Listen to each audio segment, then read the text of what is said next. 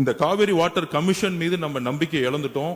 இந்த கமிஷன் தொடர்ந்தால் இந்த டீடைல் ப்ராஜெக்ட் ரிப்போர்ட்டை ஒருவேளை இந்த கமிஷன் அக்செப்ட் பண்ணிட்டா நமக்கு உடனடியாக பிரச்சனைகள் வந்துரும் சொல்லிட்டு இந்த கமிஷனை நம்ம இமிடியட்டா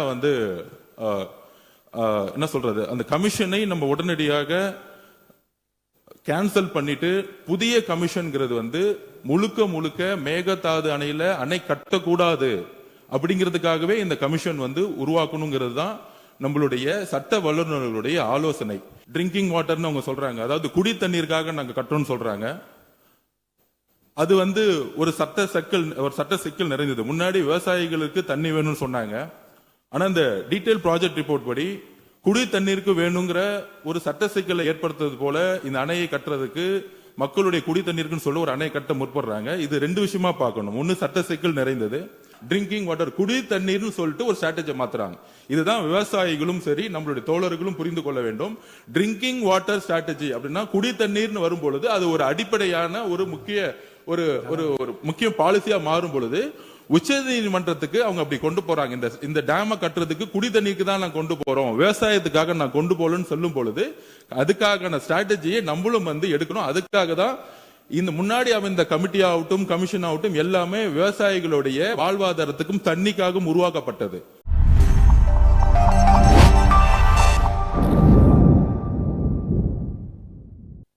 மாண்புமிகு அமைச்சர் அவர்கள் ரொம்ப சிறப்பாக விளக்கமாக அனைவரும் ஏற்றுக்கொள்ளத்தக்கவில் விளக்கத்தை கொடுத்திருக்காரு. நான் ஏற்கனவே சொன்னேன், ஏற்கனவே ஏகமனதாக ஒருமனதாக ஏற்றுக்கொள்ளப்பட்டு அனைவரும் ஒப்புக்கொண்ட ஒரு தீர்மானத்தின் மீது விவாதம் நடைபெறுவதே இது மரபுப்படியும் தவறு, விதிகளின்படியும் தவறு. இப்போது சொல்கிறேன், எந்த உட்காருங்க, அன்று நடந்த விவாதத்தின் போது நடந்த நிகழ்வுகள் அத்தனை பேருக்கும் தெரியும். வாக்கெடுப்பு நடப்பதற்கு முன்பாகவே எதிர்க்கட்சி தலைவர் பேசினார். எங்களுடைய இந்த திருத்தத்தை ஏற்றுக்கொள்ள வேண்டும் என்று விளக்கினார்.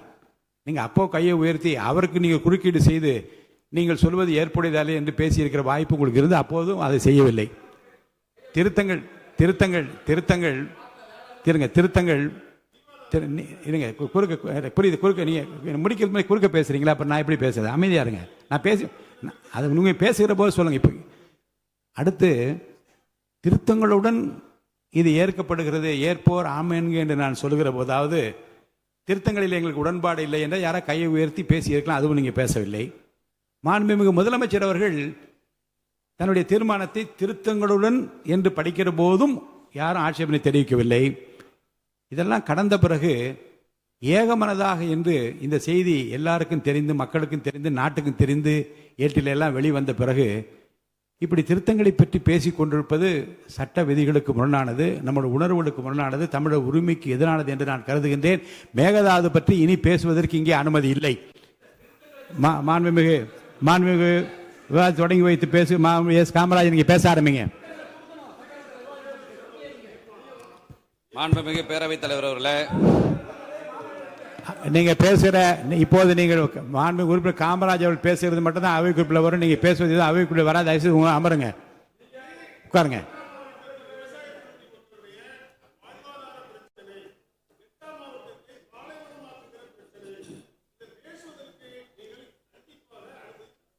மேகதாது பற்றி பேசுவதற்கான தீர்மானம் நிறைவேற்றப்பட்ட பிறகு தீர்மானத்தை ஒட்டி இங்கே பேசுவதற்கு அனுமதி இல்லை. பேசுங்க. மாண்புமிகு பேரவைத் தலைவர் அவர்களே, மாண்புமிகு உறுப்பினர் அவர்களுக்கு கொடுக்கப்பட்ட அவர்கள் சொல்லுங்க.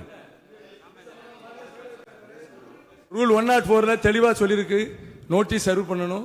எங்களுக்கெல்லாம் அந்த நோட்டீஸ் வரல. அதை தான் நாங்கள் சொல்ல வந்த மொழியா ப்ராப்பரா எதிர்கட்சி தலைவர் அதை கொடுக்க சமயம் முதலமைச்சரை பெற்றுக்கொள்வதற்கு முன்னால பேரவையினுடைய அத்தனை உறுப்பினர்களுக்கும் விதி 104 படி எல்லாருக்கும் அதை சர்க்குலர் பண்ணணும். அதான் என்னுடைய கருத்து. மீண்டும் அந்த தவறு நடக்கக்கூடாது என்பதை பேரவை வாயிலாக கேட்டுக்கொள்ள தலைவர் வாயிலாக கேட்டுக்கொள்கிறேன். இப்போது நடந்ததிலும் சட்ட விதிகளை நான் படித்து பார்த்தேன், ஆய்வு செய்தேன். இப்போது இப்படிப்பட்ட நடைமுறை ஏற்கனவே பின்பற்றப்பட்டிருக்கிறது. இந்த நடைமுறை எந்த தவறும் இல்லை. மாண்பு உறுப்பினர் காமராஜ் அவர்கள்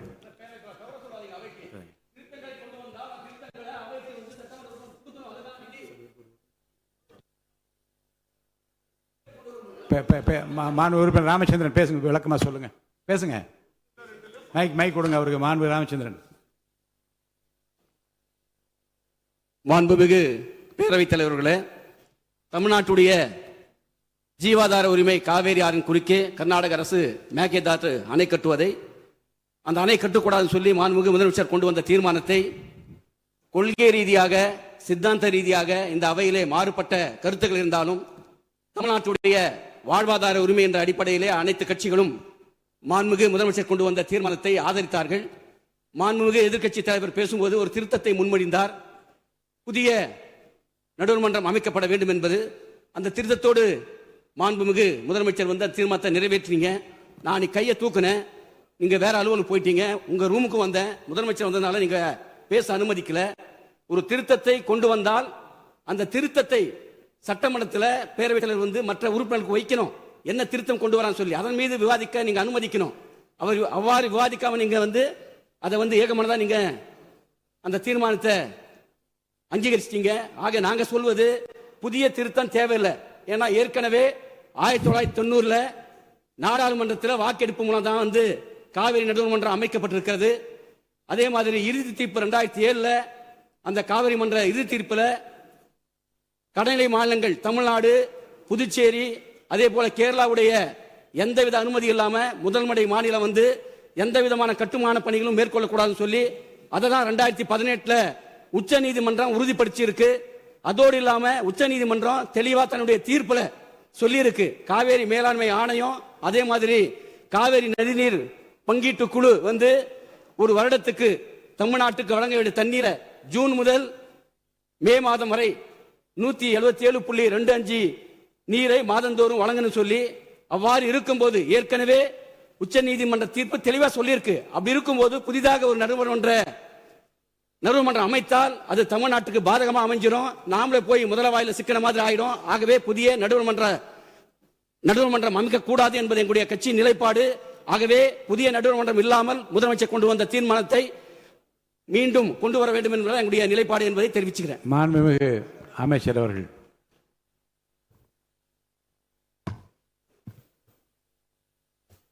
பேரவைத் தலைவர் அவர்களே, உறுதியாக சொல்கிறோம், அனைத்து கட்சியின் சார்பாக அல்ல, ஒட்டுமொத்த தமிழக மக்களின் குரலாக, விவசாயிகளின் குரலாக,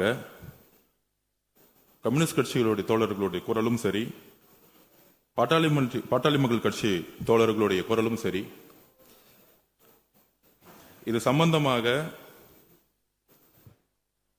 சென்ட்ரல் வாட்டர் கமிஷன்ல டிபிஆர்னு சொல்லக்கூடிய project report, detail project report, அது சம்பந்தமாக உச்ச நீதிமன்றத்துடைய தீர்ப்பையும் மீறி அந்த கமிஷன் அறிக்கையை சப்மிட் பண்ண சொல்லியிருந்தாங்க கர்நாடகாவை பார்த்து. அப்படி சொன்னது மிகப்பெரிய தவறு. உச்ச நீதிமன்றத்துக்கு எதிராக central water commission DPR submit பண்ண சொன்னது தவறு. அதை சுப்ரீம் கோர்ட்ல தமிழக அரசு எதிர்த்து நின்னது. 15/4/26 நம்மளுடைய கேஸ் தள்ளுபடி பண்ணப்பட்டது. கேஸ் தள்ளுபடி பட்டதுன்னா உச்ச நீதிமன்ற தீர்ப்புக்கு எதிராக அல்ல, நம்ம இந்த டிபிஆர் சென்ட்ரல் வாட்டர் கமிஷன் வாங்கக்கூடாதுன்னு சொன்னதுதான் அதோடைய தமிழக அரசுடைய வாதம். சோ அந்த தள்ளுபடி பண்ணப்பட்ட பிறகு டிபிஆர் சப்மிட் பண்ண மட்டும்தான் சொன்னாங்க. ஆனா மாண்புமிகு முதலமைச்சர் உடனடியாக அட்வொகேட் ஜெனரலா இருக்கட்டும், இதை 30 வருஷத்துக்கு மேல அது திராவிட முன்னேற்ற கழகமா இருக்கலாம், அதிமுகவா இருக்கலாம், எந்த ஆட்சியாக இருந்தாலும் இந்த காவேரி வாட்டரை பாதுகாக்கக்கூடிய சட்ட வல்லுநர்கள் உறுதியாக இந்த நிமிடம் வரை போராடிட்டு இருந்தாங்க. அதுல உமாபதி சார் உங்களுக்கு தெரியும், தோழர் தான். பெரிய பெரிய சீனியர் அட்வொகேட்ஸ், முகுல் டோத்னியா இருக்கட்டும், அதே மாதிரி சிங்வி சாரா இருக்கட்டும், அந்த மாதிரி இந்தியாவுடைய உச்ச நீதிமன்றத்திலேயே ஒரு டாப் சீனியர் அட்வொகேட்ஸ் கவுன்சில்ஸை மாண்புமிகு முதலமைச்சர் மிகப்பெரிய ஒரு ஆய்வை மேற்கொண்டார்.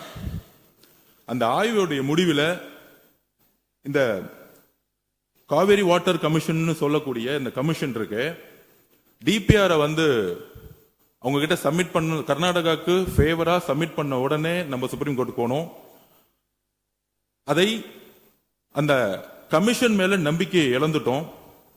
அப்ப சீனியர்ஸ் அட்வொகேட்ஸ் கவுன்சில்ஸ் என்ன சொன்னாங்கன்னா, உச்ச நீதிமன்றம் 2018 என்ன தீர்ப்பு கொடுத்ததோ அந்த தீர்ப்பு பாதிக்கப்படக்கூடாது. கம்யூனிஸ்ட் தோழர்கள் சொன்ன மாதிரி, விவசாய சங்கங்கள் சொன்ன மாதிரி. ஆனால் மேகதாது அணை என்பது வாட்டர் ரிசர்வேஷன், அதாவது பங்கீடுக்கும் மேகதாது அணைக்கும் சம்பந்தம் இல்லைன்னு கர்நாடகா சொல்லிட்டு இருக்கிறாங்க. ஆனால் மேகதாது அணை கட்டும் பொழுது அதுவும் பெங்களூர்ல ட்ரிங்கிங் வாட்டர்னு அவங்க சொல்றாங்க, அதாவது குடி தண்ணீருக்காக நாங்க கட்டணும்னு சொல்றாங்க. அது வந்து ஒரு சட்ட சிக்கல் நிறைந்தது. முன்னாடி விவசாயிகளுக்கு தண்ணி வேணும்னு சொன்னாங்க.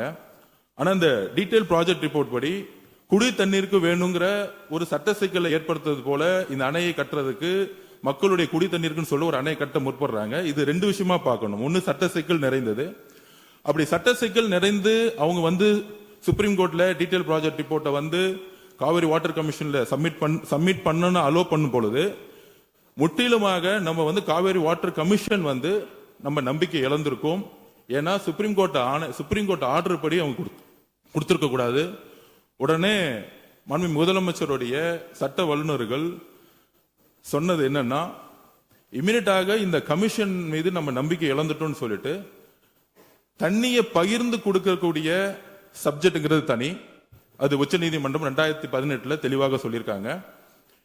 மேகதாது அணையில இந்த டிபிஐ ப்ராஜெக்ட் வந்து அலோ பண்ணக்கூடாது அப்படிங்கிறதுக்கு ஒரு ஆணையம் உருவாக்கணுங்கிறது இன்றல்ல. திராவிட முன்னேற்ற கழகம் ஆட்சியில சட்ட வல்லுநர்கள், அன்றைய இருந்த சட்ட வல்லுநர்கள் வந்து அண்ணா சொன்னாரு, வில்சன் சார் வந்து கோஆர்டினேட் பண்ணாரு. அப்ப வந்து முகுல் ரோத்னி சார் தான் ஆர்குமெண்ட் பண்ணாரு. அதுக்கப்புறம் வந்து சிங்வி சார் உள்ள இருந்தாரு. அதுக்கப்புறம் உமாபதி சார், உங்களுக்கு தெரியும், அவரும் தோழர் தான். கிட்டத்தட்ட 30 வருஷமா அவர் தான் வந்து இந்த காவேரி சம்பந்தமாக பிரச்சனைகள்லாம் வரும் பொழுது அவர் தான் வந்து கடுமையாக போராடி பல்வேறு வெற்றிகளை கொடுத்ததுல முக்கியமான ஒரு எக்ஸ்பர்ட் அவரு. சோ இது எல்லாரும் சேர்ந்து ஒரு முடிவு எடுக்கும் பொழுது அந்த முடிவை வந்து சரியான திசையில செல்ல முடியும்னு மாண்புமிகு முதலமைச்சர் முடிவு செய்து அடுத்த சட்ட ரீதியாக இந்த கோரிக்கையை உச்ச நீதிமன்றத்திலும் இந்த கோரிக்கையை மாண்புமிகு பிரதம மந்திரி கிட்டும் கொண்டு செல்லலாம்னு சொல்லும் பொழுது அன்றைக்கு தீர்மானத்துல வெறும் மேகதாது அணை கட்டுறதுக்கு ஒரு எதிர்ப்புக்காக இந்த அவையில் ஒரு தீர்மானத்தை முதல்வர் நிறைவேற்றும் பொழுது மாண்புமிகு எதிர்க்கட்சி தலைவர் மார்ச் மாசம் இந்த கோரிக்கையை ஆல்ரெடி வந்து சட்ட வல்லுநர்கள் முன்னாள் முதலமைச்சர் திரு மு க ஸ்டாலின் அவர்கள் இதே டிஸ்கஷனை கொண்டு வந்திருந்து ஒரு கடிதத்தை அனுப்பிச்சிருந்தாங்க. அந்த விஷயம் உடனடியாக நினைவுக்கு வந்தவுடன் மாண்புமிகு முதலமைச்சர் அதிகாரிகளுடன் மட்டும் கலந்துரையாடல, உடனடியாக சீனியர் கவுன்சில் கிட்ட உடனடியாக சட்டமன்றம் நடந்திருக்கும் பொழுதே ஒரு ஆய்வை மேற்கொண்டாரு. அதுல வந்து நம்ம வந்து இந்த காவேரி வாட்டர் கமிஷன் மீது நம்ம நம்பிக்கை இழந்துட்டோம். இந்த கமிஷன் வந்து தொடர்ந்தால் இந்த டீடைல் ப்ராஜெக்ட் ரிப்போர்ட்டை ஒருவேளை இந்த கமிஷன் அக்செப்ட் பண்ணிட்டா நமக்கு உடனடியாக பிரச்சனைகள் வந்துரும் சொல்லிட்டு இந்த கமிஷனை வந்து நம்ம வந்து இமிடியட்டா வந்து என்ன சொல்றது, அந்த கமிஷனை நம்ம உடனடியாக கேன்சல் பண்ணிட்டு புதிய கமிஷன்ங்கிறது வந்து முழுக்க மேகதாது அணை கட்டக்கூடாது அப்படிங்கிறதுக்காகவே இந்த கமிஷன் வந்து உருவாக்கணுங்கிறது தான் நம்மளுடைய சட்ட வல்லுநர்களுடைய ஆலோசனை. இதுக்கும் 2018 உச்ச நீதிமன்றம் கொடுத்த தீர்ப்புக்கும் சம்பந்தம் கிடையாது. இந்த மாதிரி சட்ட வல்லுநர்களுடைய ஆலோசனைப்படி நம்ம ஒரு ஸ்ட்ராட்டஜி எடுக்கக்கூடிய நிலைமையில இருக்கிறோம். அப்படி எடுக்கும் பொழுது நமக்கான கால அவகாசம் கிடைக்கும். அப்படி ஒரு புதுசா ஒரு ஆணையம் வரும் பொழுது அந்த ஆணையத்தில் உறுப்பினர் இருக்கக்கூடிய கீழே இருக்கக்கூடிய கேரளா ஆகட்டும், பாண்டிச்சேரி ஆகட்டும், நம்மளுடைய மற்ற மாநிலங்கள் வந்து கடுமையாக எதிர்ப்பு தெரிவிப்போம், நம்மளும் வந்து எதிர்ப்பு தெரிவிப்போம். அப்ப அந்த ஆணையம் வந்து புதுசு அப்பாயின்ட் பண்ணும்போது நமக்கான கால அவகாசம் கிடைக்கும். அந்த ஆணையம் அப்பாயின்ட் பண்றதுக்கே ஒரு 6 மாசம் அவ்வளவு 1 வருஷம் ஆகும். அதுக்கப்புறம் அந்த ஆணையம் 2018க்கான உச்ச நீதிமன்றத்துடைய தீர்ப்புக்கான ஆணையம் கிடையாதுங்கிறத நாங்க திருப்பியும் விளக்கம் கொடுக்கிறோம். இதுதான் பதிவு பண்றோம். மேகதாது அணை சம்பந்தமாக அணை கட்டணமா கட்டக்கூடாதா, டிபிஆர் டீடைல் ப்ராஜெக்ட் ரிப்போர்ட்டை வாங்கினது தவறுங்கிறோம். ஆனா அந்த ஆணையம் வாங்கியிருக்கிறாங்க. அந்த ஆணையம் வாங்கி ஒரு தலைபட்சமாக முடிவு எடுத்துட்டா சட்ட சிக்கல்கள் நமக்கு மிகப்பெரிய லெவலில் வரும். அதனால அந்த ஆணையத்தையே நாங்க நம்ம கேன்சல் பண்ணணும்னு சொல்லிட்டு ஒரு புதிய ஆணையம் மேகதாதுக்காக உருவாக்குறோம். இதை ரெண்டு சப்ஜெக்டா நம்ம பிரிச்சு பார்க்கணுங்கிற நம்ம ஒன்னு உச்ச நீதிமன்றத்துடைய தீர்ப்பு, தமிழகத்துக்கு கிடைக்கக்கூடிய வாட்டருடைய ஒரு நமக்கான உரிமையை நிலைநாட்டக்கூடிய ஒரு தீர்ப்பு, அதில் நம்ம வெற்றி பெற்றுட்டோம். அதை இந்த ஆணையம் கை வைக்கவே முடியாது எப்பயும். ஆனால் கர்நாடகா குடி தண்ணீருக்குன்னு எங்களுக்கு டிஎம்சி வேணும்னு சொல்லும் பொழுது இந்த பிரச்சனை பிரியுது. முன்னாடி எப்படின்னா விவசாயிகளுக்கு தண்ணி வேணும்னு கர்நாடகா போராடினாங்க, உச்ச நீதிமன்றத்தில் போராடணும். அதுக்கேற்ற மாதிரி உச்ச நீதிமன்றம் 2018 தீர்ப்பு கொடுத்தாங்க. ஆனா கர்நாடகம் அதுக்கப்புறம் என்ன ஸ்டாண்ட் எடுக்கிறாங்கன்னா, குடி தண்ணீர் வாட்டர் ட்ரிங்கிங் பொதுமக்களுக்கு பெங்களூர்ல தண்ணி இல்லைன்னு சொல்லிட்டு ஒரு சட்டம் சிக்கல் நிறைந்த இன்னொரு ஸ்ட்ராட்டஜி எடுக்கிறாங்க. அப்ப அந்த ஸ்ட்ராட்டஜியை உடைக்கணும்னா கண்டிப்பாக அன்னைக்கு மார்ச் மாசம் 2026 எல்லா சட்ட வல்லுநரும் முன்னாள் முதலமைச்சர் மு.க. ஸ்டாலின் அவர்கள் மிகப்பெரிய ஒரு விவாதத்தை நடத்தி அதுக்கேற்ற மாதிரி இந்த கமிஷனை நம்புது, அந்த கமிஷனுக்கு எதிராக சட்ட போராட்டம் நடத்தணும்னு சொல்லிட்டு உச்ச நீதிமன்றத்துக்கு சென்றாங்க இந்த கமிஷனுக்கு எதிராக. ஆனா அந்த கமிஷனுடைய பரிந்துரையை உச்ச நீதிமன்றம் சொன்னாங்க, டிபிஆர் ப்ராஜெக்ட் தானே கொடுக்குறாங்க, டீடைல் ப்ராஜெக்ட் ரிப்போர்ட் தானே கொடுக்க போறாங்க, அவங்க முடிவு எடுக்க போறது இல்ல, ப்ராஜெக்ட் ரிப்போர்ட் மட்டும் கொடுக்கட்டும் அப்படின்னு தான் உச்ச நீதிமன்றம் நமக்கு எதிரான தீர்ப்பு கிடையாது, டீடைல் ப்ராஜெக்ட் ரிப்போர்ட்டை அந்த கமிஷன் கொடுக்கணும்னு சொன்னதுனால நம்ம உடனே அடுத்த ஸ்டாண்ட் எடுக்கணும். ஏன்னா ஒரு தலைபட்சமாக அந்த டீடைல் ப்ராஜெக்ட் ரிப்போர்ட்டை உடனடியாக வாங்கி உடனே 3-4 மாசத்துல இல்ல 6 மாசத்துல முடிவெடுத்தா ட்ரிங்கிங் வாட்டர்னு சப்ஜெக்ட், அதாவது குடி தண்ணீர்ங்கிற சப்ஜெக்ட் சட்ட சிக்கலுக்குள்ள போக கூடாதுங்கிறதுக்காக தான் நம்ம புதுசா ஒரு ஆணையம் மேகதாது அணை கட்டக்கூடாதுங்கிறதுக்காக ஒரு ஆணையத்தை இது சம்பந்தமாக உடனே உருவாக்கணுங்கிறோம். ஏன்னா இப்ப இருக்கக்கூடிய ஆணையம் நாம் நம்பிக்கை இழந்துட்டோம். இதனாலதான் மாண்புமிகு எதிர்க்கட்சி தலைவரும் ஒரு ஆணையத்தை புதுசா உருவாக்குங்கிறது ஒரு உமாபதி சார் ஆகட்டும், சீனியர் அட்வொகேட் கவுன்சிலுடைய கடந்த 30-40 வருஷமா நம்மளுடைய விவசாயிகளுக்காக யாரெல்லாம் சட்ட ரீதியா சட்ட வல்லுநர்கள் போராடினாங்களோ அவங்களுடைய அறிவுரைப்படி மாண்புமிகு முதலமைச்சர் இந்த முடிவை எடுத்து இந்த சட்டசபையில மாண்புமிகு உறுப்பினர் திருத்தல் தீர்மானத்தை கொடுத்தோம். இதுதான் எங்களுடைய பதிவு. உறுதியாக நாங்கள் சொல்லுகிறோம், கம்யூனிஸ்ட் தோழர்கள் எங்களுக்கு தெரியும், உங்களுடைய பிரதிநிதித்துவம் எங்களுக்கு தெரியும். நம்மெல்லாம் ஒரே கூட்டணின்னு சொல்றதோட தமிழக மக்களுக்காக ஒரே இடத்துல விவசாயிகளுக்காக எப்பொழுதும் நம்ம குரல் கொடுப்போம். அதை நாங்கள் உறுதியாக சொல்லுகிறோம். மாண்புமிகு முதலமைச்சர் உச்ச நீதிமன்ற தீர்ப்பின்படி நம்மளுடைய உரிமையை எப்பொழுதும் நிலைநாட்டுவார். இது ஒரு லீகல் ஸ்ட்ராட்டஜி அப்படிங்கறத நாங்க பதிவு பண்றோம். நன்றி. அமைச்சருடைய விளக்கம், அதே போன்று மாண்புமிகு நீர்வளத்துறை அமைச்சருடைய விளக்கமே போதுமானது என்று நான் கருதுகின்றேன். மேற்கொண்டு உறுப்பினர்கள் மேகதாது குறித்து அரசனுடைய தீர்மானம் ஏகமனதாக நிறைவேற்றப்பட்ட பிறகு மாண்புமிகு நீர்வளத்துறை அமைச்சரும் மாண்புமிகு பொதுத்துறை அமைச்சரும் விளக்கமான கருத்துக்களை எல்லாம் இங்கே சொல்லிய பிறகு விவாதம் தேவையில்லை என்று கருதுகின்றேன். நான் உறுப்பினர் காமராஜ் அவர்கள் பேசுங்க. நீங்க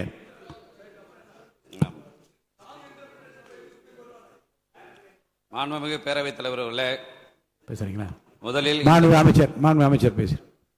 கம்யூனிஸ்ட் தோழர்களுக்கு ஒரே ஒரு வேண்டுகோள், கர்நாடக அரசு ஸ்ட்ராட்டஜி மாத்திருக்குங்கிறத நாங்க பதிவு பண்றோம். அதாவது விவசாயிகள் விவசாய தண்ணீருங்கிற ஒரு ஸ்ட்ராட்டஜிக்காக நம்ம போராட்டிட்டு இருந்தோம். 2018 நம்ம வெற்றி பெற்றோம்.